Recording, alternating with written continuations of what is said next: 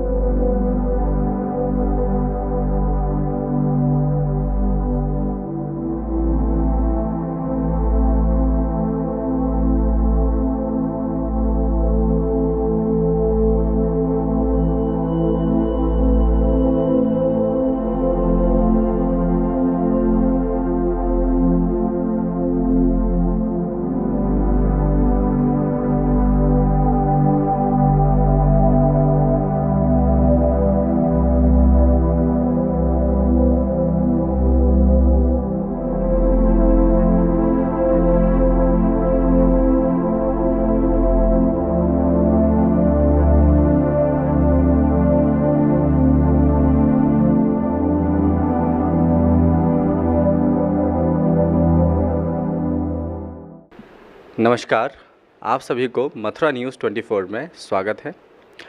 मैं डॉक्टर बाल मुकुंद शास्त्री, अंतर्राष्ट्रीय योग गुरु, आप लोगों के समक्ष उपस्थित हूँ। मेरे साथ में उपस्थित हैं योगाचार्य बालकृष्ण शास्त्री जी। आज हम लोग चर्चा करेंगे कुछ विशेष योग पर, योग आसनों पर, प्राणायाम पर, जिसके माध्यम से आप विभिन्न प्रकार के रोगों से अपने आप को बचा सकते हैं। जैसा कि कहा गया है, prevention is better than cure. तो अपने आप को अगर हम लोग प्रिवेंट करके रखते हैं, बचा करके रखते हैं, तो रोग होने की जो है स्थिति पैदा नहीं होती। तो आज का हमारा विषय है कि कुछ पर्टिकुलर जो बीमारियां हैं, जैसे कि डायबिटीज़, ब्लड प्रेशर, थायराइड, इनमें हम किन किन चीज़ों को ध्यान रखते हुए किन किन योग आसनों का अभ्यास कर सकते हैं, उसके लिए हम लोग आज अभ्यास करेंगे। वैसे तो देखा जाए तो बहुत सारे प्रकार के योग हैं और योग आसनास हैं, लेकिन हम लोग कुछ पार्ट में कुछ पर्टिकुलर आसनों को डिवाइड करके रखते हैं, जो आसना रिसर्च हो चुके हैं बेसिकली, और उन रिसर्च हुए आसनों को हम लोग अभ्यास करें अगर घर में, और कुछ खान पान एवं जीवनचर्या पर ध्यान देते हुए हम अपनी कैसी भी रोग क्यों ना हो, हम उसको बचा सकते हैं, अपने आप को उन रोगों से बचा सकते हैं। तो आइए हम लोग शुरू करते हैं आज का सेशन। आज के समय में हर चौथा व्यक्ति डायबिटीज़ यानी कि मधुमेह से ग्रसित है। तो आज हम लोग सर्वप्रथम मधुमेह के ऊपर ही चर्चा करते हैं। वैसे दो प्रकार के डायबिटीज़ माने जाते हैं, टाइप 1, टाइप 2। तो बेसिकली हम जो योग आसना है और जो भी मतलब कि नेचुरली हम लोग ट्रीट कर सकते हैं, नेचुरली रेमेडीज़ हम लोग अपना सकते हैं, वो टाइप 2 में रिसर्च के बाद प्रमाणित है। तो हम लोग बेसिकली टाइप 2 के लिए यहाँ आज चर्चा करेंगे, फिर टाइप 1 के लिए भी मैं बताऊँगा आने वाले समय में। आज हम लोग बेसिकली टाइप 2 में चर्चा करते हैं। तो टाइप 2 में जो डायबिटीज़ होता है, उसमें ये होता है कि या तो इंसुलिन का प्रोडक्शन बंद हो गया है पैनक्रियास में किसी प्रकार की समस्या होने की वजह से, अथवा बहुत ज़्यादा मात्रा में ग्लूकोज बन रहा है और इंसुलिन आपका बैलेंस नहीं कर पा रहा है। इंसुलिन का बेसिकली काम ये होता है कि हमारे ब्लड के जो हमारे शरीर में शुगर है उसको मेंटेन करके, रेगुलेट करके रखे, बैलेंस करके रखे। तो इंसुलिन, या तो हम अपनी इंसुलिन को बढ़ा दें नेचुरली कुछ क्रियाओं के माध्यम से और पैनक्रियास को स्टिमुलेट करने के माध्यम से, और कुछ होम रेमेडी मतलब कि घरेलू उपचार के माध्यम से, अथवा ग्लूकोज का सेवन हम लोग कम से कम करें और जीवनचर्या को सुधारें। तो बेसिकली कुछ आसना है, क्योंकि इंसुलिन का प्रोडक्शन पैनक्रियास से होता है, पैनक्रियास के आपके पीटा सेल वगैरह से होता है। तो इस कारण से हम लोग का ध्यान बेसिकली पैनक्रियास को स्टिमुलेट करने पे होता है कि अगर पैनक्रियास को पे हम लोग आसनों के माध्यम से प्रभाव पहुंचाते हैं तो पैनक्रियास का जो फंक्शन है वो सुचारू होने लग जाता है, उसका जो कार्य होता है वो सुचारू होने लग जाता है। तो उसके लिए हम लोग बेसिकली ये ध्यान देंगे कि कौन से आसनास ऐसे हैं जो कि पैनक्रियास को प्रभावित कर रहे हैं। तो उनमें से जैसे कि बहुत सारे आसनास हैं, हम लोग सूर्य नमस्कार कर सकते हैं। सूर्य नमस्कार में सर से लेकर के पैर तक के आसनास होते हैं। तो उसमें बेसिकली जो पैनक्रियास का स्थान है एब्डोमेन मतलब कि पेट में, पेट के पीछे जो आपके आंत हैं उसके पीछे है। तो क्या होता है कि अगर हम लोग पेट के ऊपर दबाव देते हैं कोई भी आसना के माध्यम से, तो वो पैनक्रियास को प्रभावित करता है। तो सूर्य नमस्कार में देखेंगे हम लोग कि बहुत सारे ऐसे आसनास हैं जैसे कि पादहस्तासना है जो कि पेट को प्रभावित करता है, तो वो आसना भी हम लोग कर सकते हैं। इसके अलावा भुजंगासना है, उसमें अच्छी खासी स्ट्रेचिंग होती है, तो वो हम लोग कर सकते हैं।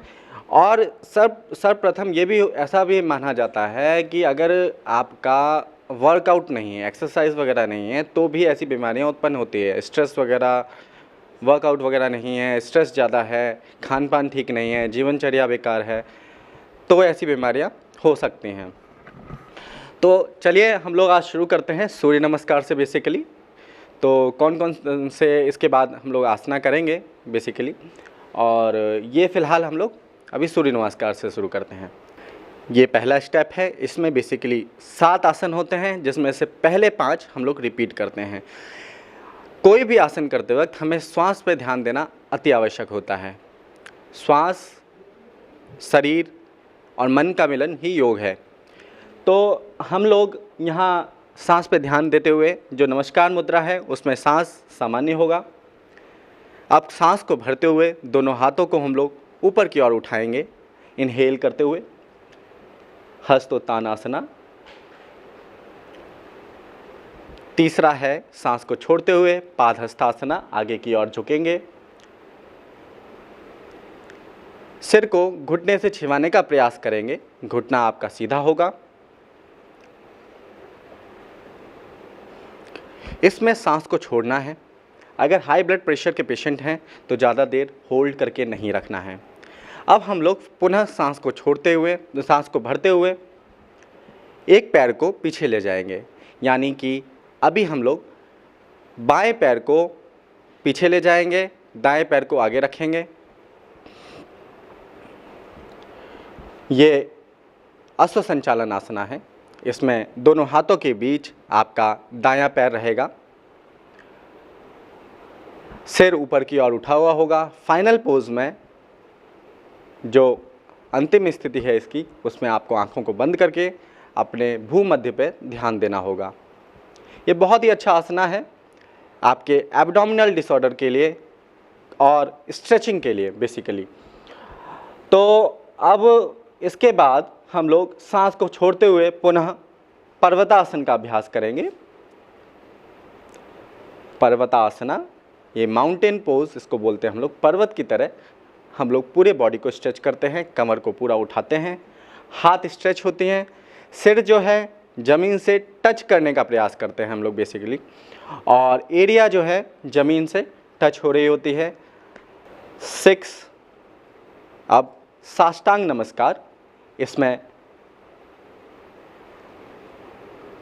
हमारे ठुड्डी, छाती, घुटना और पैर के अंगूठे ज़मीन पे होते हैं, बाकी सभी अंग हमारे ज़मीन से ऊपर उठे हुए होते हैं, यानी कि कमर हमारा उठा हुआ होता है, गर्दन और छाती के बीच में गैप होता है, पेट और घुटने के बीच में गैप होता है, घुटने और पैर के उंगलियों के बीच में उठा हुआ होता है, हथेलियाँ छाती के साइड में होती हैं। ये बहुत ही अच्छा आसना है। इसके बाद हम लोग भुजंगासना की ओर बढ़ेंगे। इसमें पुनः पैर की उंगलियों को पीछे की ओर स्ट्रेच करेंगे, सांस को भरते हुए सिर को उठाएंगे। ये आसना श्वास के रोगों के लिए उत्तम है, साथ ही कमर के रोगों में भी ये सहायक है। इसके बाद 8वां पुनः हम लोग रिपीट करेंगे। 5 मैंने जैसा बताया था कि 5 आसना पहले जो है उनको रिपीट करना होता है। तो पर्वतासना, इसमें पुनः सांस को छोड़ना होता है हमें। 9 अश्वसंचालन आसना, फिर से ये रिपीट हुआ। इसमें पुनः हम लोगों को सांस को भरना है। 10 पादहस्तासना। पाद मतलब पैर, हस्त मतलब कि हाथ, हाथों को पैरों तक ले जाना है, और जो पैर के अंगूठे हैं अथवा टखने हैं उसको हम लोग पकड़ सकते हैं, सिर को घुटने से छिपाने का प्रयास कर सकते हैं। ज़्यादा से ज़्यादा हम लोगों का प्रयास ये रहेगा कि सिर घुटने से छिपे एवं घुटना आपका सीधा रहे। 11 हस्तोत्थानासना पुनः कमर के रोगों के लिए बहुत ही अच्छा आसन है। वापस आएं। नमस्कार मुद्रा, इसमें सांस सामान्य होगा। तो यह सूर्य नमस्कार अगर हम मात्र करते हैं तो इसमें सिर से लेकर के पांव तक के सभी रोगों के लिए इसमें आसन बताए गए हैं। अच्छी खासी स्ट्रेचिंग है, अच्छा खासा सभी अंगों पर प्रभाव पड़ता है। अब जो पर्टिकुलर आसना हैं, जो महत्वपूर्ण आसना हैं डायबिटीज़ के लिए, उन पे हम लोग ध्यान देंगे। तो उसमें मैं 3 सीरीज़ में आप लोगों को आज बताने जा रहा हूँ। 3 सीरीज़ में ऐसे कि हम लोग पहले खड़े होकर के, फिर लेट करके, फिर बैठ करके हम लोग आसनों का अभ्यास करेंगे। तो पहले सर्वप्रथम हम लोग जो खड़े होकर के आसन है डायबिटीज़ के लिए, मधुमेह के लिए, वह आसन हम लोग दोहराएंगे, अभ्यास करेंगे। तो जैसा कि हम लोगों ने सूर्य नमस्कार में भी किया था, पाद हस्तासना, तो पाद हस्तासना सर्वप्रथम हम लोग करेंगे। पाद हस्तासन करने वाले व्यक्ति या ये अवश्य ध्यान दें कि अगर आपको हाई ब्लड प्रेशर से ग्रसित हैं तो यह ध्यानपूर्वक करें अथवा किसी गुरु के सानिध्य में करें। दोनों पैर आपके जुड़े हुए होंगे। घुटनों से सिर को छिपाने का प्रयास करना है।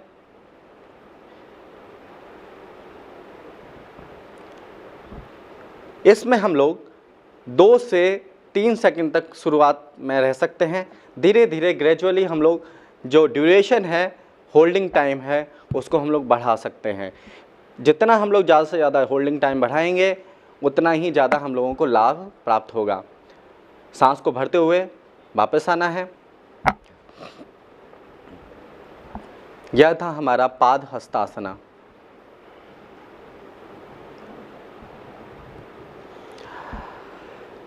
अब इसके बाद हम लोग करेंगे त्रिकोणासना।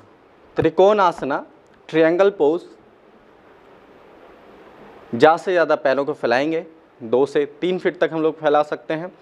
प्रयास हमारा ज़्यादा से ज़्यादा पैरों को फैलाने का रहेगा। वैसे तो बहुत प्रकार के त्रिकोणासना होते हैं, बहुत सारे वेरिएशन होते हैं, लेकिन बेसिकली हम लोग यहाँ जो अभ्यास करने जा रहे हैं वो डायबिटीज़ के लिए है। तो पेट पे जिस तरीके से प्रभाव पड़े वह आसन हम लोग इस पर करेंगे यहाँ। तो दोनों हाथों को हम लोग फैलाएंगे सांस को भरते हुए। 2 प्रकार से त्रिकोणासना मैं आज बताऊंगा यहाँ। सांसों को छोड़ते हुए हम लोग अपनी दाईं ओर टर्न करेंगे, बॉडी को बेंड करेंगे। हथेलियाँ, जो बाएं हाथ की हथेलियाँ हैं वो सीधी होंगी आसमान की ओर। स्ट्रेच करेंगे पूरे आर्म्स को। ऊपर हथेलियों की तरफ देखेंगे। आपका जो दायां हाथ है वह पैरों के ऊपर होगा, पैर के अंगूठे आप पकड़ेंगे। दाएं हाथ से पैर के अंगूठे आप पकड़ेंगे।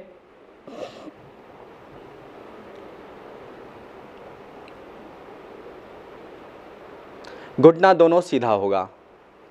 अब पुनः सांस को भरते हुए वापस इसी प्रकार से दूसरी ओर। बाएं पैर को बाईं ओर हम लोगों ने टर्न किया। अब सांस को छोड़ते हुए बाईं ओर पूरी बॉडी को बेंड किया। प्रयास ये रहेगा कि हमारा जो शरीर है वह पूरा एक लाइन में है। ज़्यादा से ज़्यादा आर्म्स जो है आपके स्ट्रेच हो रहे हैं। जितना आर्म्स स्ट्रेच होगा आपके जो कांख हैं, आपकी जो लेटरल साइड है बॉडी का, उस पर प्रभाव पड़ेगा। सांस को भरते हुए पुनः वापस। यह पहला वेरिएशन था। इसके बाद हम लोग दूसरा वेरिएशन इसका करेंगे, जो दूसरी प्रकार से हम लोग त्रिकोणासन का अभ्यास कर सकते हैं, वह मैं आपको बताता हूँ। तो दोनों हाथों को पुनः हम लोग सांस को भरते हुए फैलाएंगे कंधों के साइड में। दोनों पैर आपके सामने की ओर ही होंगे। सांस को छोड़ते हुए अपने बाएं हाथ को दाएं पैर से टच करना है। बेंड करते हुए सांस को छोड़ते हुए हथेलियां ऊपर, जो दाएं हाथ की हथेली है वो ऊपर और ऊपर की ओर हम लोग देखेंगे। क्रॉस करते हुए हम लोगों को बेंड करना है। इसमें भी हम 2 से 5 सेकंड, 10 सेकंड से लेकर के कुछ मिनट तक हम लोग इसमें होल्ड कर सकते हैं। और होल्डिंग के लिए हम लोग 1 से लेकर 10 तक, 25 तक भी काउंट कर सकते हैं। सांस को पुनः भरते हुए वापस धीरे धीरे।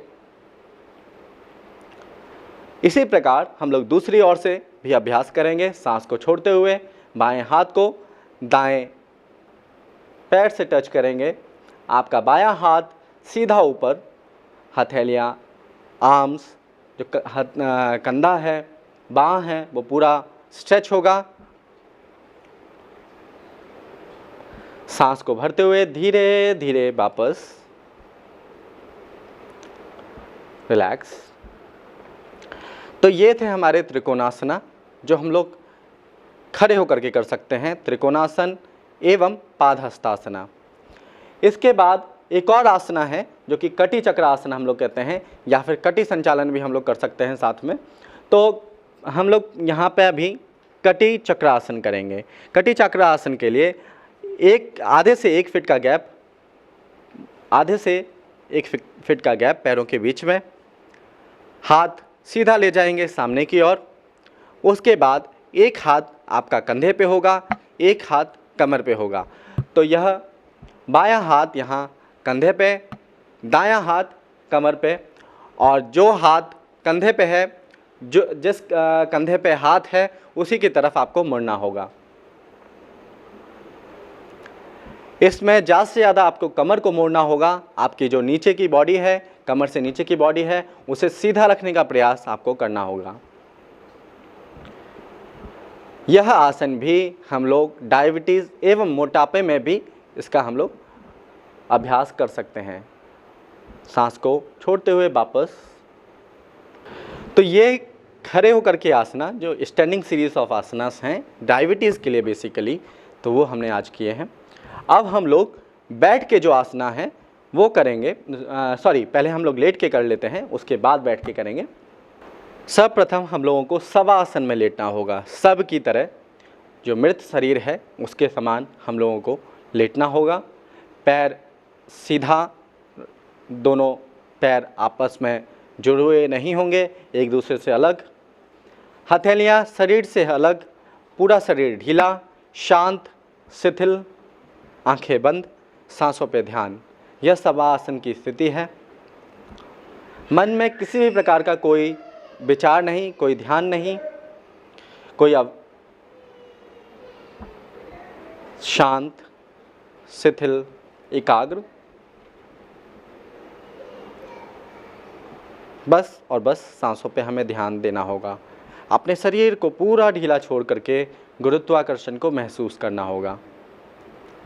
यह शवासन की स्थिति है। अब शवासन की स्थिति से ही हम लोग आसनों की ओर बढ़ेंगे, जो पर्टिकुलर डायबिटीज़ के लिए आसना है। दोनों हाथों को हम लोग सीधा ऊपर ले जाएंगे, दोनों पैरों को जोड़ेंगे, हाथों को सीधा अपने सिर के ऊपर, कंधों के ऊपर, सीधा ज़मीन पर। अब सांस को छोड़ते हुए हम लोग दोनों हाथों को उठाएंगे, पैरों को उठाएंगे, हाथों को पैरों के सामने लेकर के आएंगे। सिर आँखों के सामने में आपके अंगूठे होंगे पैरों के। यह नौका आसन की स्थिति है। इसमें पूरा हम लोगों का प्रभाव, इस आसन का प्रभाव आपके मेरुदंड पर, आपके पेट पर एवं कमर पर पड़ता है। तो पेट पे इसका मतलब कि आप महसूस करेंगे कि कंपन आपको हो रहा है। तो इस कारण से ये डायबिटीज़ जैसी बीमारियों में भी एवं मोटापा जैसी बीमारियों में भी, मोटापा जैसी स्थिति में भी यह फ़ायदेमंद साबित होता है। सांस को पुनः छोड़ते हुए वापस आएंगे। तो यह था हमारा नौकासना, बोट पोज। इसके भी बहुत सारे वेरिएशन हैं, लेकिन अभी हम लोग फ़िलहाल एक ही का अभ्यास करते हुए आगे बढ़ेंगे। जो लेट के करने वाले आसना हैं उसमें से कुछ आसना आज मैं आप लोगों के समक्ष बता रहा हूं, जिनमें से एक नौकासना। अब हम लोग मरकट आसन का अभ्यास करेंगे। मरकट आसन के अभ्यास के लिए दोनों पैरों को जोड़ करके रखेंगे,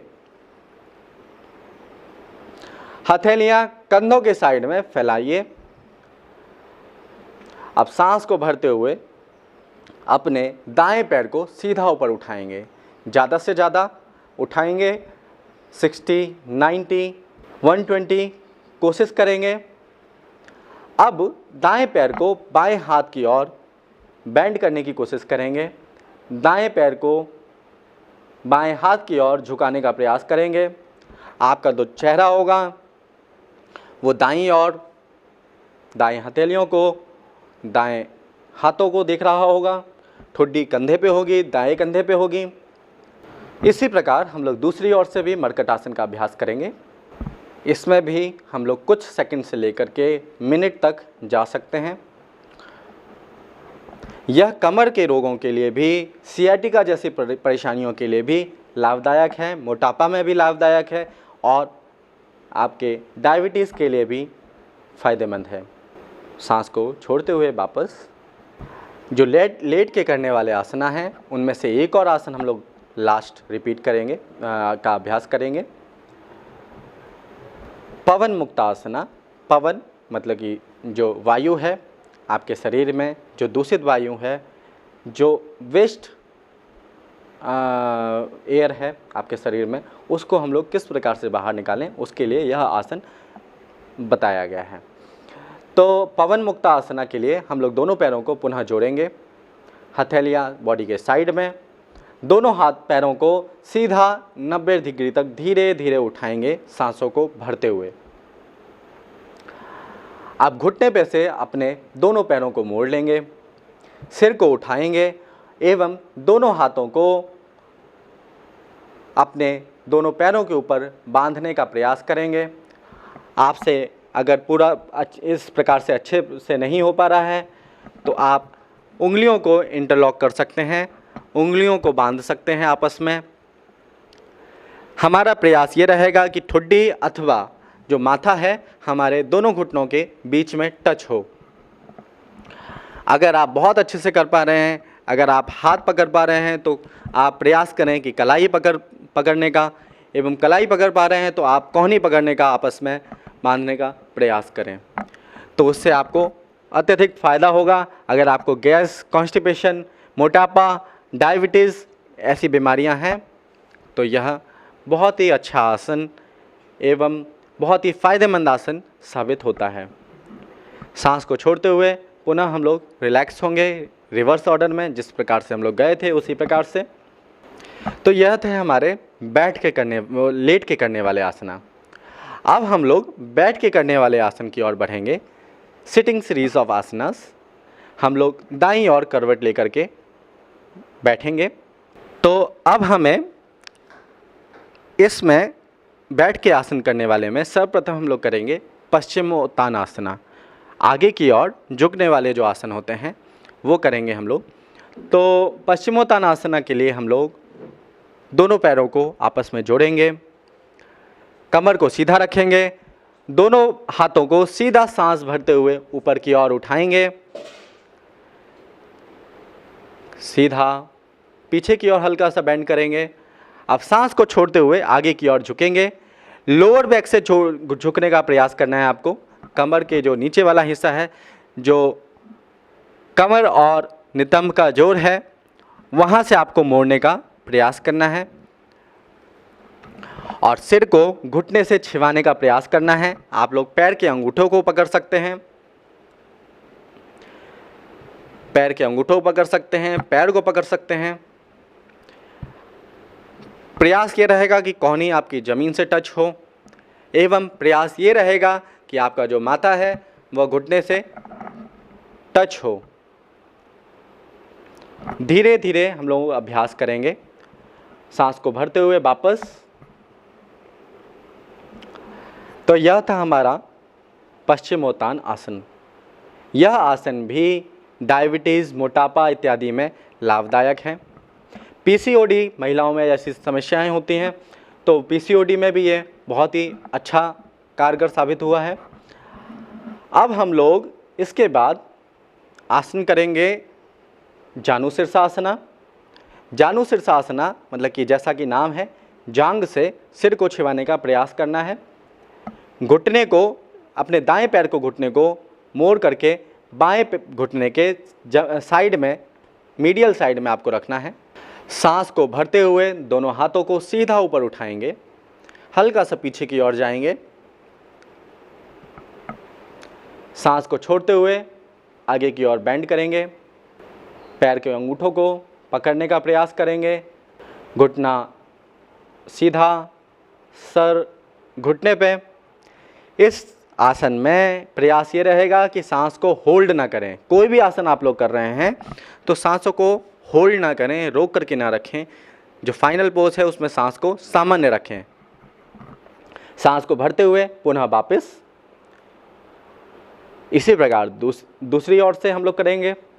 बाएं पैर को मोड़ के दाएं जांघ के साइड में, जांघ के नीचे नहीं रखना है, जांघ के साइड में। सांस को भरते हुए पुनः वापस। तो यह था हमारा जानु शीर्षासना। अब इसके बाद हम लोग 2 आसन और करेंगे जो बैठ के कर सकते हैं हम लोग डायबिटीज़ जैसी समस्या में, एवं रिसर्च के बाद उसको काफ़ी ज़्यादा प्रमाणित किया गया है और काफ़ी जगह उसका आपको रिसर्च देखने के लिए मिलेगा। तो वह जो आसना है वो है बकरा आसना एवं अर्धमस्येंद्रासना। इन दोनों आसनों के अभ्यास से पूरा प्रभाव, डायरेक्ट प्रभाव हमारे पैनक्रियास पे पड़ता है और इससे तुरंत हमें रिजल्ट देखने को मिलता है। तो सर्वप्रथम हम लोग बकरा आसन का अभ्यास करेंगे। अपने बाएं घुटने को मोड़ करके दाएं घुटने के मीडियल साइड में दाएं पैर को रखेंगे एवं बाएं हाथ को उठा करके दाएं घुटने को क्रॉस करते हुए दाएं पैर को पकड़ेंगे। दायां हाथ आपका कमर के रीढ़ की हड्डी के सेंटर में होगा, ठोडी जमीन पर। फाइनल पोज में आंखें बंद, चेहरे पे मुस्कान, आंखें बंद। आप महसूस करेंगे शरीर में आए प्रभावों का, स्ट्रेचेस का। अब सांस को भरते हुए पुनः हम लोग वापस आएंगे। यह आसन हम लोग जितना ज़्यादा से ज़्यादा करेंगे, यह डायरेक्ट इसका हमारे पैनक्रियास पे पड़ता है। तो ये हमारे बकरा आसन थे। अब हम लोग अर्धमस्येंद्र आसन का अभ्यास करेंगे। ये अर्धमस्येंद्र आसन आधे हम लोग इसमें 2 प्रकार से हम लोग करते हैं। एक मस्येंद्र आसन होता है, एक अर्धमस्येंद्र आसन होता है। तो ये हाफ मस्येंद्र आसन हम लोग इसको बोलते हैं। तो अर्धमस्येंद्र आसन के लिए पुनः हम लोग अपने बाएं पैर को दाएं जांघ के नीचे ले जाएंगे, पीछे की ओर। बाएं पैर को मोड़ करके दाएं जांघ के नीचे बाएं पैर को। तो जिस प्रकार से हम लोगों ने अभी बकरा आसन किया था, उसी प्रकार से हमें अपनी बॉडी को क्रॉस करते हुए, पैरों को, घुटने को क्रॉस करते हुए पैर को पकड़ना है। मात्र इसमें यह रहेगा कि हमारा जो पैर है वह मुड़ रहा है, दोनों तरफ दोनों पैर मुड़े हुए हैं। एक पैर जो घुटना है वो ज़मीन पे है मोड़ करके, एक पैर का घुटना मोड़ करके सीधा हम लोगों ने रखा हुआ है। तो यह है, इससे हमारे जांघों से पेट पे प्रभाव पड़ता है। तो यह अर्धमस्येंद्र आसन है। आप अगर कमर पे हाथ नहीं रख पा रहे हैं तो आप ज़मीन पर भी रख सकते हैं। पहली स्थिति में अगर हम लोग अभी अभ्यास करना शुरू कर रहे हैं तो हम लोग ज़मीन पर रख करके भी हाथों को कर सकते हैं। इसी प्रकार हम लोग दूसरी ओर से भी करेंगे। इसमें आप देखेंगे कि जो जांघों की स्थिति है वो पेट को दबाव दे रही है, एवं जो हाथ है वो पूरा घुटने को क्रॉस करके पैरों को पकड़ रहा है। हमारा प्रयास ये रहेगा कि जो पैर हैं, जो घुटना खड़ा है उस और जिस पैर को हमने पकड़ा है वो पैर घुटने से बाहर ना आए। घुटने के पीछे या उसके बराबर में हो, जिससे कि हम लोग ज़्यादा से ज़्यादा दबाव अपने पेट पे जांघों के माध्यम से फील कर सकें। ठुड्डी आपकी कंधे के ऊपर, कंधे के लेवल में होगी, कंधा पीछे की ओर ज़्यादा से ज़्यादा, आंखें बंद होगा फाइनल पोज में, और हम लोग सांसों पे ध्यान देंगे। चेहरे पे बहुत ही प्यारी सी मुस्कान होगी। ये मत्स्येंद्र ऋषि के नाम के ऊपर यह हम लोग आसन करते आ रहे हैं। तो ये थे कुछ आसनास जो डायबिटीज़ में बेसिकली बहुत ही ज़्यादा फ़ायदेमंद है। तो अब हम लोग ये आसनों का अभ्यास किया। अब कुछ प्राणायाम जो हैं वो किस प्रकार से हम लोगों को प्रभावित कर सकते हैं। तो सर्वप्रथम कपालभाति का हम लोग जिक्र कर लेते हैं। कपालभाति जो है, कपाल मतलब कि चेहरा या फिर मुंड, और भाति मतलब चमकना। तो कपालभाति करने से चेहरे पे चमक तो आती ही है, परंतु क्योंकि इसमें फोर्सफुल एक्सलेशन होता है, तेज़ी से हम लोग सांस को छोड़ते हैं, तो तेज़ी से सांस को छोड़ते वक्त पेट एकदम झटके से अंदर की ओर दबाव देता है। और क्योंकि यह पेट अंदर झटके से दबाव देता है अंदर की ओर, तो होता यह है कि पेट की दबाव से पैनक्रियास पे भी इसका प्रभाव पड़ता है। सांसों का जो ये एक प्रकार से ये एक्सरसाइज है, तो सांसों की अगर गति आपकी सही रहेगी, सांसों की प्रक्रिया आपकी सही रहेगी, तो स्वतः ही आप रोग मुक्त रहेंगे। पेट के ऊपर दबाव पड़ रहा है, इसलिए आपको पैनक्रियास पे भी प्रभाव पड़ेगा, वेट लॉस पे भी आपको प्रभाव पड़ेगा। तो हम लोग कपालभाति का अभ्यास कर सकते हैं। कमर गर्दन सीधी होगी, आंखें बंद, चेहरे पे बहुत ही प्यारी सी मुस्कान। अब हम लोग इसमें करना ये है कि 1 मिनट में 120 बार तक जो सामान्य लोग हैं, जो नॉर्मल लोग हैं, जिनको हाई ब्लड प्रेशर नहीं है, वह कर सकते हैं। 1 मिनट में 120 बार तक प्रयास ये रहेगा। एक पहली बार में ऐसा नहीं कर पाएंगे तो हम लोग 60 से लेकर के 80 तक, 80 से लेकर के 100 तक, 100 से लेकर के 120 तक पहुंचने का प्रयास करेंगे। एवं अगर आप हाई ब्लड प्रेशर से ग्रसित हैं और साथ में डायबिटीज़ जैसी समस्या है, तो हम लोग 1 मिनट में 30 से 60 बार तक कर सकते हैं। यानी कि 1 सेकंड, 2 सेकंड में एक बार हम लोग सांस को छोड़ेंगे। इसमें हमें ये ध्यान रखना होगा कि बस हम लोग सांसों को छोड़ रहे हैं और सांसों को ले नहीं रहे हैं। सांस स्वतः ही हमारे शरीर में प्रवेश कर रही है। सांस लेने की स्थिति पे हम लोग ध्यान नहीं देंगे। सांस छोड़ने के जो प्रक्रिया है उस पर हम लोगों का ध्यान होगा। चेहरे पे बहुत ही प्यारी सी मुस्कान होगी। ऐसा माना जाता है, ऐसा रिसर्च हो चुका है कि कोई भी ध्यान, प्राणायाम, योग इत्यादि करते वक्त जैसा आपका एक्सप्रेशन आपके शरीर आपके चेहरे पर होगा, वैसा ही एक्सप्रेशन आपके डे टू डे लाइफ में देखने को मिलेगा। तो हम लोगों का प्रयास ये रहेगा कि कोई भी आसन करते वक्त हमारे चेहरे पे मुस्कान बनी रहे और स्थिर सुखम आसन का अभ्यास हम लोग पालन करते रहें। यानी कि स्थिरता से सुखपूर्वक, मतलब बहुत ही कंफर्टेबली, बहुत ही शांत होकर के, बहुत ही प्रेम पूर्वक, शांत पूर्वक हम लोग योग आसन का अभ्यास करें, तो हमें बहुत ही ज़्यादा अच्छा प्रभाव इसका देखने के लिए मिल सकता है। तो यह था कपालभाति।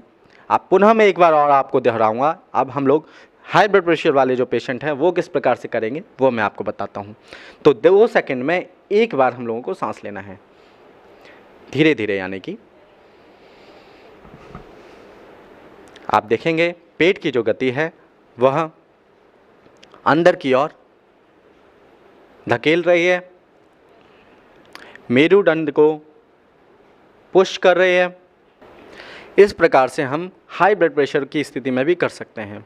अब इसके बाद हम लोग अभ्यास करने जा रहे हैं कुछ बेसिक प्राणायाम का, क्योंकि डायबिटीज़ जो है, हाई ब्लड प्रेशर जो है, वो लाइफ स्टाइल डिसऑर्डर है, मतलब कि जीवन शैली से उत्पन्न होने वाली जो बीमारियां हैं वह है। तो जीवन शैली में सबसे बड़ा मेन जो कारण है वह स्ट्रेस है, तनाव है, चिंता है। तो तनाव और चिंता को दूर करने के लिए जो प्राणायाम है वह प्राणायाम मैं आपको अभी बताता हूँ। वह प्राणायाम है भ्रामरी प्राणायाम एवं अनुलोम विलोम प्राणायाम। भ्रामरी प्राणायाम, भ्रमर मतलब कि जो भंवरे होते हैं उनकी तरह हम लोगों को गुंजन करके उस पर ध्यान लगाना होता है। वह एक प्रकार का प्राणायाम है। तो अभी हम लोग अभ्यास करेंगे। इसमें 2 प्रकार से हम लोग अभ्यास करते हैं, एक सन्मुखी मुद्रा लगा करके, एक बिना सन्मुखी मुद्रा के। इन कानों को बंद करके हम लोग इसका अभ्यास करते हैं। तो हम लोग बिना सन्मुखी मुद्रा के करेंगे जिससे कि आसानी हो आप सभी के लिए। तो इंडेक्स फिंगर जो पहली उंगली है अंगूठे की, उसको हम लोग कानों को बंद कर लेंगे, उससे आंखें बंद होंगी हमारी, मुंह बंद होगा। अब हम लोग चेहरे पे पुनः एक बहुत ही प्यारी सी मुस्कान रखेंगे, सांस को भरेंगे नासिका से। अब सांस को नासिका से ही छोड़ते वक्त हम लोग गले से हमिंग साउंड यानी कि भंवरे की तरह गुंजन जैसी ध्वनि को उत्पन्न करेंगे। उस ध्वनि पे ध्यान लगाएंगे अथवा उस ध्वनि के माध्यम से हमारे जो चेहरा है, हमारा जो स्कल है, उसमें कंपन महसूस होगी, उसको हम लोगों को महसूस करना है। ये बहुत ही अच्छी प्रक्रिया है, बहुत ही अच्छा अभ्यास है तनाव को दूर करने के लिए, मन को शांत करने के लिए। अगर ब्रेन में क्लॉट है तो उसके लिए, ENT यानी कि आइज़, नोज़ और थ्रोट जैसी बीमारियों के लिए, गले की समस्याओं के लिए, मस्तिष्क की समस्याओं के लिए, नासिका की समस्याओं के लिए, कान की समस्याओं के लिए यह फ़ायदेमंद है। जिनके कानों में मवाद बन जाता हो वे इसका अभ्यास ना करें, अथवा सभी लोग कर सकते हैं। इसका अभ्यास हम लोग 5 से लेकर के 15 बार तक कर सकते हैं। रिलैक्स। तो ये थे हमारे कुछ आसन, कुछ प्राणायाम। तो आज के लिए इतना काफ़ी है और पुनः हम लोग मिलेंगे दूसरे सत्र में। और तो ये अगर आसना आप लोग करते हैं तो आप लोग घर पे बैठ कर के भी अपने जीवन शैली को भी सुधार सकते हैं, अपने आप को स्वस्थ भी रख सकते हैं, रोग मुक्त रख सकते हैं एवं अपना जीवन खुशहाल, अपने परिवार को खुशहाल बना सकते हैं। अगले सत्र में हम लोगों का जो अभ्यास होगा वह इम्यूनिटी के ऊपर होगा। मैं इम्यूनिटी के ऊपर चर्चा करूंगा, जो हमारी रोग प्रतिरोधक क्षमता है उसको हम लोग किस प्रकार से अपने घरेलू उपचार से, योग से, आसनों से, प्राकृतिक चिकित्सा से एवं आयुर्वेद से कैसे बढ़ा सकते हैं, जिससे कि कोई भी बीमारी आने से पहले ही दूर हो जाए और जो हमारी शरीर की रोग प्रतिरोधक क्षमता है वह मजबूत हो एवं किसी भी प्रकार के वायरस, बैक्टीरिया से लड़ने में सक्षम हो।